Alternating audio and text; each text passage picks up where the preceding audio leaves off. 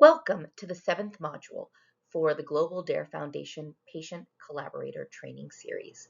My name is Mousumi Bose, and I will be your narrator throughout these training modules to help you become an active patient collaborator in ongoing and upcoming research for adult Refsum disease. In this module, we'll talk about what it really means to become an active research partner. We'll walk through the different ways that patients and caregivers can get involved in research, whether that's attending scientific conferences, serving on patient advisory boards, or learning alongside others in community research networks.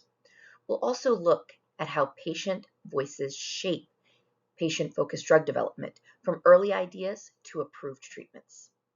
Along the way, we'll share real-world case studies, wrap up with some key takeaways, and highlight upcoming modules for this training series. So now that we've spent several modules emphasizing the importance of research in rare diseases like adult Refsum disease, I'm going to highlight some of the specific ways that patients can actively participate in research and partner in research. Opportunities to actively engage include, as I mentioned before, participating in scientific conferences, serving on stakeholder or patient advisory boards, engaging in research learning networks, and contributing to patient-focused drug development initiatives. Each of these pathways allows patient partners to share their lived experiences, influence research priorities, and collaborate directly with researchers, industry, and regulators to ensure that studies are meaningful, relevant, and patient-centered. It's important to remember that the approaches that I will be discussing in this module are not the only ways to become an active partner in research. This is just a highlighting of the more common ways. You may find your own unique approach to partnering research. Our hope is just that these modules help give you the confidence and the resources to carve out whatever that path may be. So let's get started with scientific meetings and conferences. So scientific conferences are organized gatherings that bring together researchers, clinicians, industry professionals, patients, and advocates to explore a defined topic or problem area. These conferences often focus on addressing critical gaps in scientific knowledge, identifying research challenges, and highlighting new opportunities for progress. Discussions within scientific conferences may include advances in understanding disease genetics and pathology, improvements in diagnosis, and emerging treatment approaches. These meetings serve as an important platform for sharing information, fostering collaboration, and shaping the future direction of rare disease research. Active participation in research meetings empowers patients and caregivers to play a meaningful role in the research process. By engaging in these discussions, participants build scientific literacy, gaining insight into emerging research, study methods, and regulatory processes. These meetings also provide valuable opportunities for networking and relationship building with other stakeholders, including researchers, clinicians, industry partners, and others, opening the door to collaboration across different areas of expertise.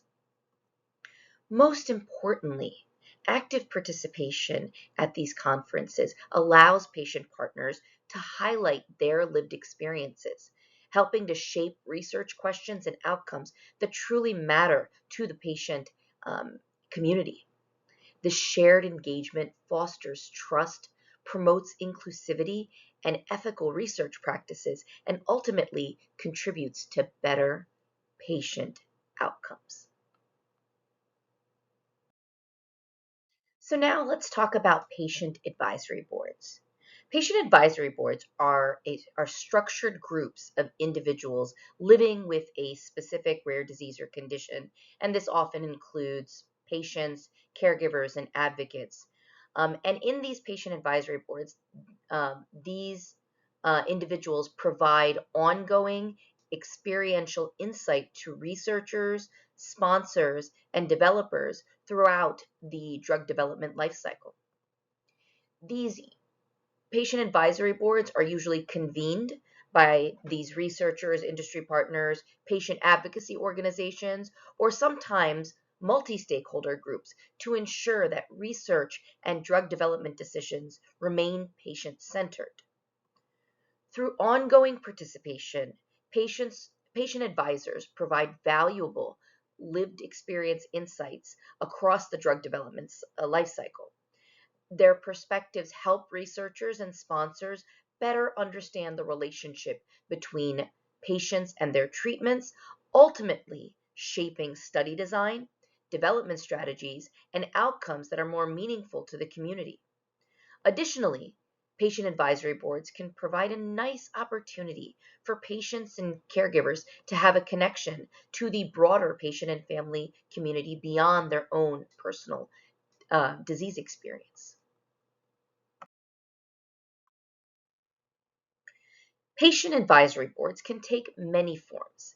They can be short-term engagements focused on a specific research project or a long-term partnership that meets regularly over several years.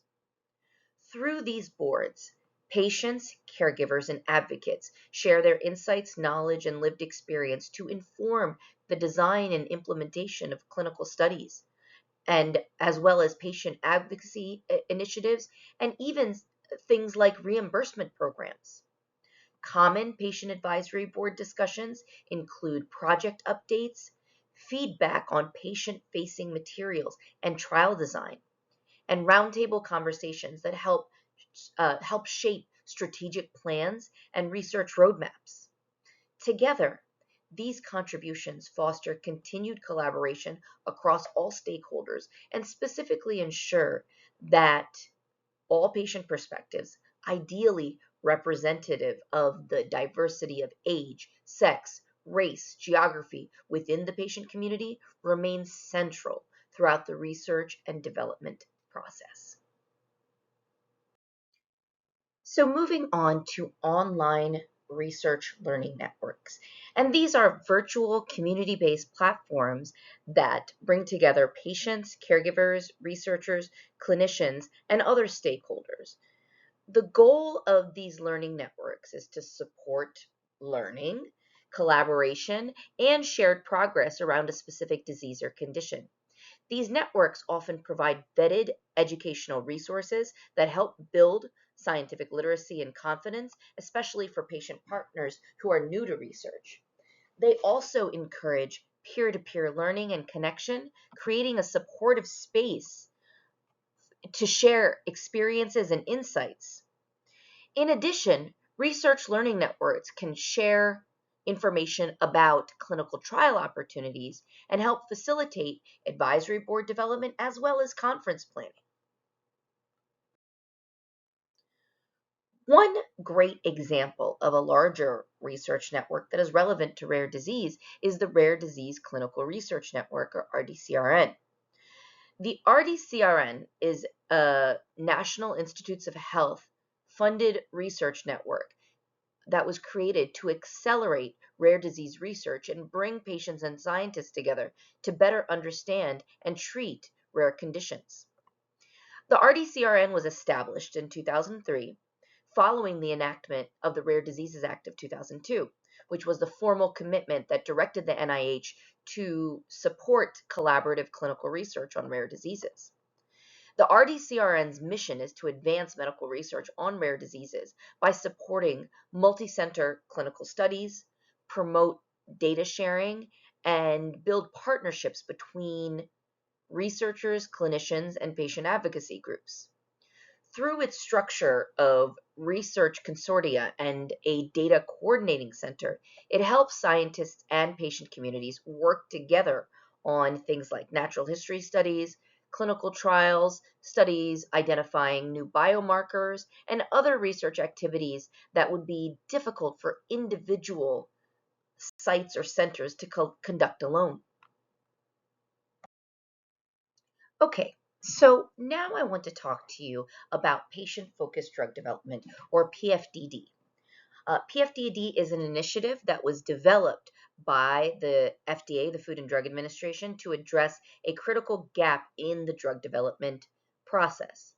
As I've mentioned in previous modules, historically, the patient voice was often missing in the drug development process. This absence contributed to failed clinical trials and treatments that didn't fully reflect what truly matters to patients and families. In response, the FDA launched the PFDD initiative in 2012 to ensure that patients' experiences, perspectives, needs, and priorities are meaningfully incorporated throughout the drug development and evaluation process.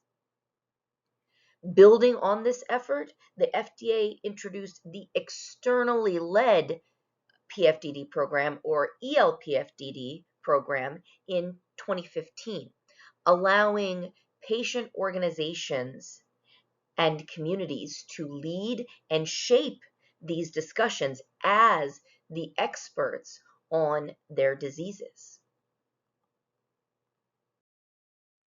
So the purpose of a PFDD or an ELPFDD initiative is to provide a structured and systematic way for the FDA to hear directly from patients and caregivers about their lived experiences. ELPFDD helps the FDA better understand the real-world impact of a condition, including available treatment options, unmet needs, and what matters most to patients. This patient input plays a critical role in informing the FDA's benefit risk assessments, guiding decision-making during drug development, and supporting the review of new drug applications. Throughout the PFDD and ELPFDD programs, the FDA is seeking to better understand what it truly means to live with a specific disease or condition. So this includes hearing directly from patients and families about their symptoms and the day-to-day impacts on quality of life. The FDA also is usually seeking insight on current treatment approaches, as well as what patients and caregivers would consider an ideal treatment. In addition, patient input helps inform decisions around clinical trial logistics, meaningful clinical outcomes, and preferences related to treatment delivery and duration. All of this information helps the FDA evaluate new therapies with a clearer understanding of patient needs and priorities. The ELPFDD process typically begins with preliminary data collection to understand patient perspectives, often through surveys and focus groups or interviews. These activities help capture real-world experiences, symptoms, and treatment priorities.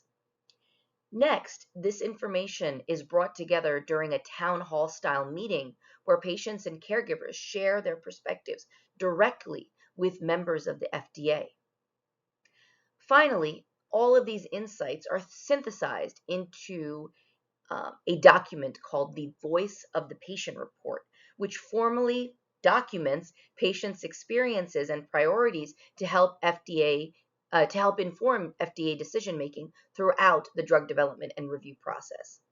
This report is housed on the FDA website and is available to the public so that the information captured is not only available and useful to the FDA and their decision making during the drug development process, but also available for any other stakeholder, such as the patient community, for insight on things, initiatives such as building out a patient registry.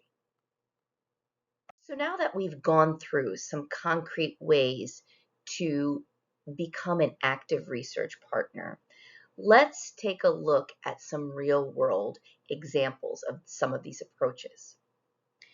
This case study of a scientific conference highlights the United Leukodystrophy Foundation annual family conference and scientific symposium as an example of how scientific conferences can foster meaningful patient researcher collaborations. The ULF is an advocacy organization for leukodystrophies, which you may know is a group of rare genetic disorders that involve the white matter of the brain. Adult Refsum disease is one type of leukodystrophy. The ULF conference brings together patients, families, clinicians, researchers, and advocates in a shared space to exchange knowledge, address research gaps, and discuss emerging science related to leukodystrophies. It also has specific breakout sessions for specific leukodystrophies, which allow patients who have a specific type of leukodystrophy to dive deeper into information regarding their own disease, whether it be sharing experience as well as learning about new and upcoming research. In fact, the Global DARE Foundation has held breakout sessions for adult refsum at past conferences.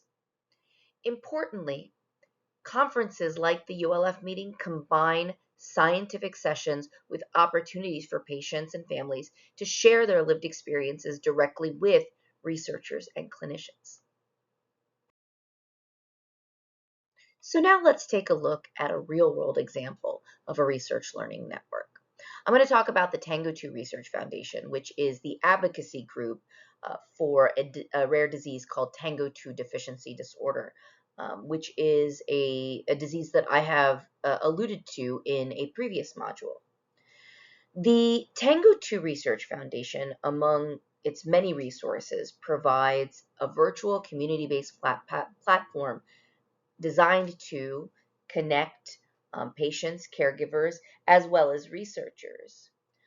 This network allows stakeholders to learn from one another, share knowledge, and collaborate to advance research on Tango 2 deficiency disorder.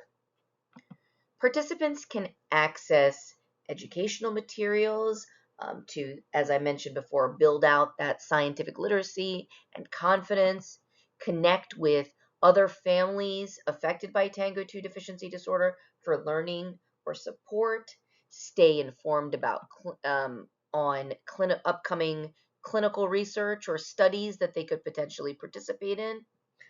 Um, this network can even help facilitate the development and feedback on things like research roadmaps or patient engagement roadmaps, or help with the development of upcoming conferences.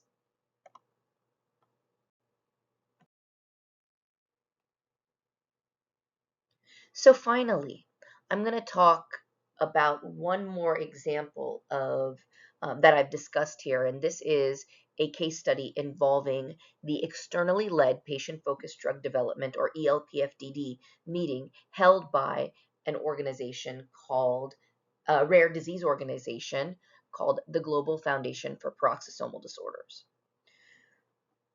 Through this initiative, patients and caregivers affected by peroxisomal disorders shared their experiences, daily challenges, and treatment priorities directly with the FDA. This slide here shows the agenda for the meeting, which was split into 3 sections over the period of an ELPFDD meeting. Prior to this meeting, there were both focus groups and surveys that were administered to patients and caregivers to help inform and build out this agenda.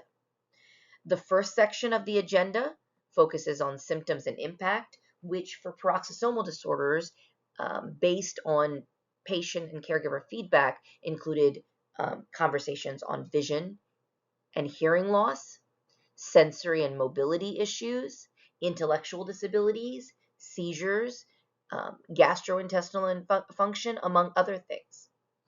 The next section of this meeting covered current approaches to treatments with a discussion on what it meant for meaningful improvement, how to quantify that. And lastly, The third section of the agenda explores clinical trial readiness and clinical trial needs. And all of the data that was gathered during this 8-hour meeting, as well as data from the preliminary focus groups and surveys, were put together into this Voice of the Patient report, which was published shortly after the ELP-FDD meeting. This is now found on the organizational website to help the FDA make decisions on drug development and review. This patient organization, the Global Foundation for Paroxysmal Disorders, has also been leveraging this information to help enhance and continue to build out their patient registry program. So as we move towards our conclusion, I hope that you are convinced that patients are essential contributors to the overall research ecosystem. By participating in things like scientific conferences, advisory boards, research learning networks, FDA initiatives, and a whole host of other ways that were not discussed here, you have the ability to build out your research and scientific literacy, engage directly with professionals to help share, give your feedback on study design, development strategies in clinical research that truly matter to patients, and share knowledge across a growing community. Through this active involvement, patients don't just provide input, they become trusted partners, shaping innovation and advancing rare disease research. Your perspective is very powerful, and your voice makes a real difference in driving meaningful change. Looking ahead, our training series continues with several modules designed to help deepen your understanding of adult refsum disease in particular, as well as related research. So coming up next, we will start with a basic overview of adult refsum disease and the impact of phthalic acid on the body.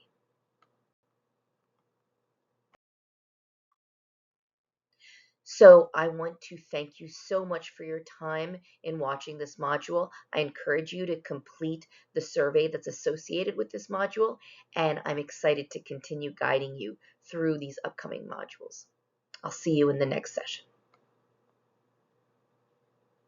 If you'd like to learn more or have any further questions, you can reach out directly to the Global DARE Foundation at the email address that is listed in this slide.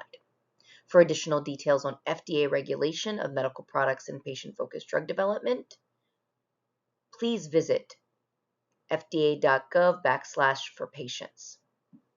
If you'd like to get more information on the specific example of the Voice of the Patient report from the Global Foundation for Paroxysmal Disorders, please visit the website that is listed at the bottom of this slide.